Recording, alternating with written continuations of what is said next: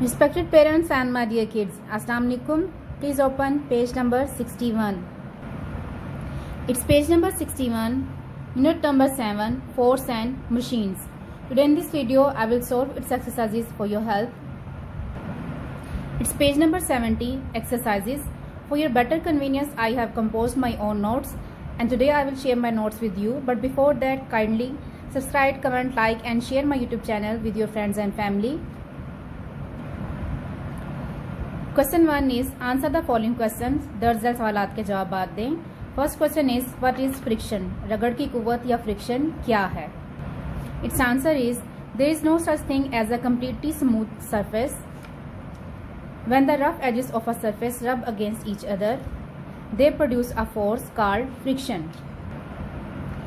मुकम्मल हमवार सतह जैसी कोई चीज़ नहीं है. जब किसी सतह के रफ या खुरदरे किनारे एक दूसरे के साथ रगड़ खाते हैं तो वो एक कुव्वत को पैदा करते हैं जिसे फ्रिक्शन कहते हैं.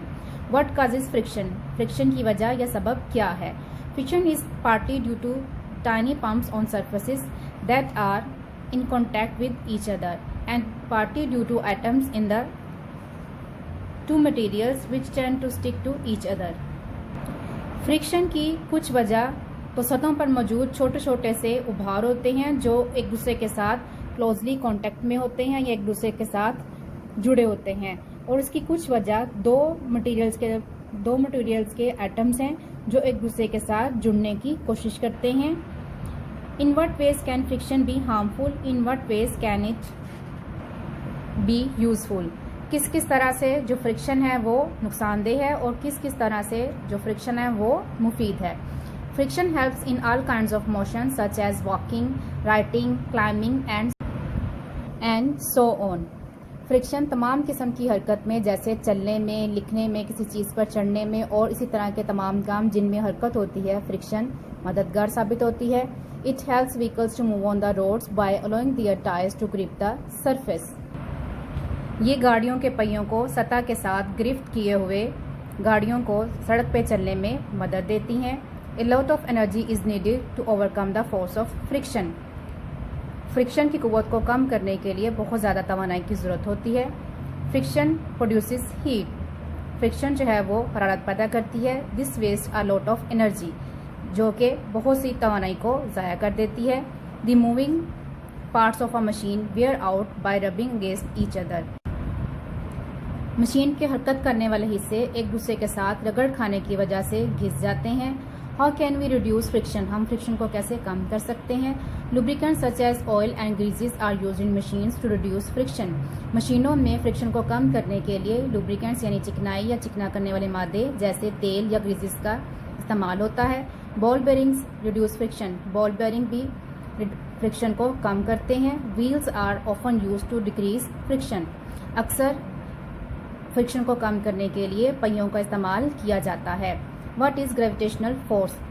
ग्रेविटेशनल फोर्स या कशिश शकल क्या है?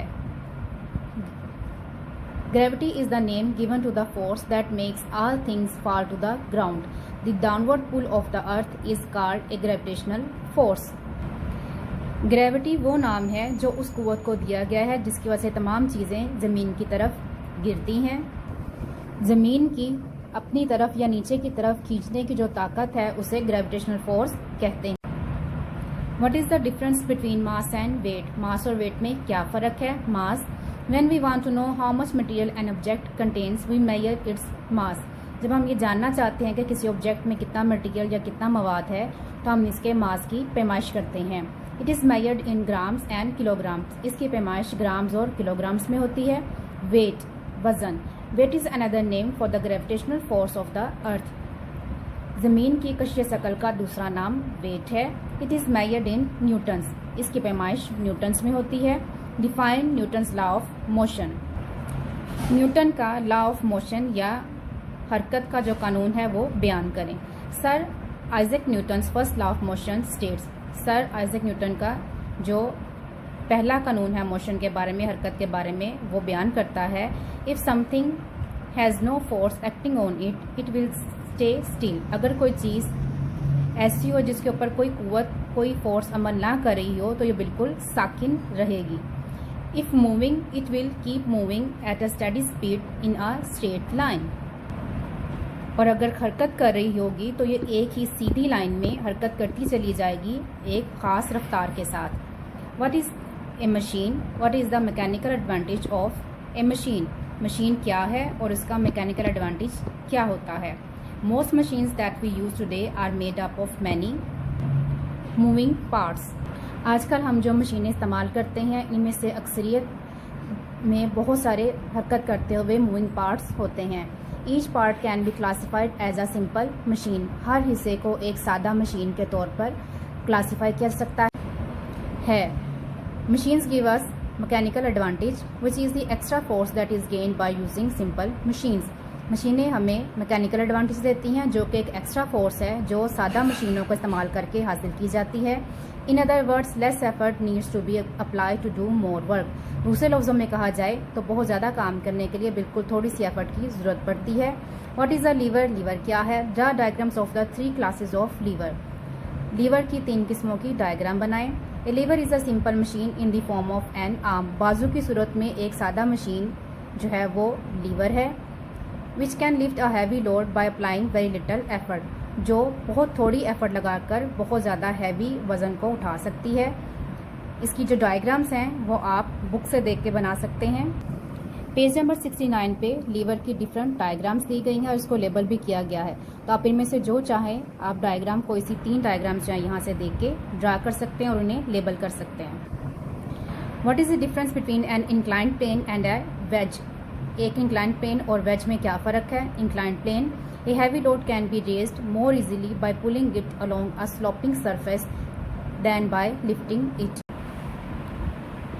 उठाने की बजाय इंक्लाइंड प्लेन या एक हमवार सतह की मदद से चीज़ों को खींचकर ज़्यादा बोझ को बहुत आसानी के साथ उठाया जा सकता है.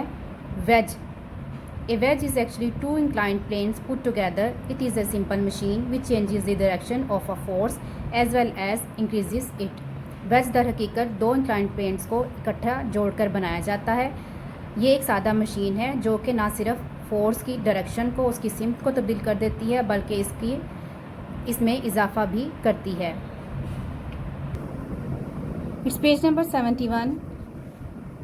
Question number 2. Fill in the blanks to complete the following statements. दर्ज झैल स्टेटमेंट्स को खाली जगह पुट करके मुकम्मल करें. तो फर्स्ट में आएगा एनर्जी, ENERGY एनर्जी. सेकंड में फ्रिक्शन, FRICTION फ्रिक्शन. थर्ड में force, FORC force. Next power, POWER power. Then friction, FRICTION friction. And last inclined plane, INCLINED inclined, PLNE plane. Question number 3 is, if something has no force acting on it at all, what happens to it if it is still or if it is moving? इसका answer same question जी का होगा. जो question जी का answer है वही same इसका answer होगा. Question जी का हमने जो आंसर पढ़ा था define Newton's law of motion, same वही आंसर आएगा. Question 4 is state whether friction is useful or a nuisance in each of the following cases. दरअसल केसेस में जो फ्रिक्शन है वो फ़ायदेमंद है या न्यूजेंस यानी तकलीफ़देह है या नुकसानदेह है, न्यूजेंस है. तो जस्ट फर्स्ट वाले में न्यूजेंस आएगा, बाकी second, third, fourth, fifth, six just a में न्यूजेंस लिखेंगे, बाकी बी से एफ तक आएगा यूज़फुल. ये था हमारी आज की वीडियो. उम्मीद करती हूँ आपको ये वीडियो अच्छी लगी होगी. If you like this video kindly subscribe, comment, like and share with your friends and family. Keep learning. अल्लाह हाफिज़.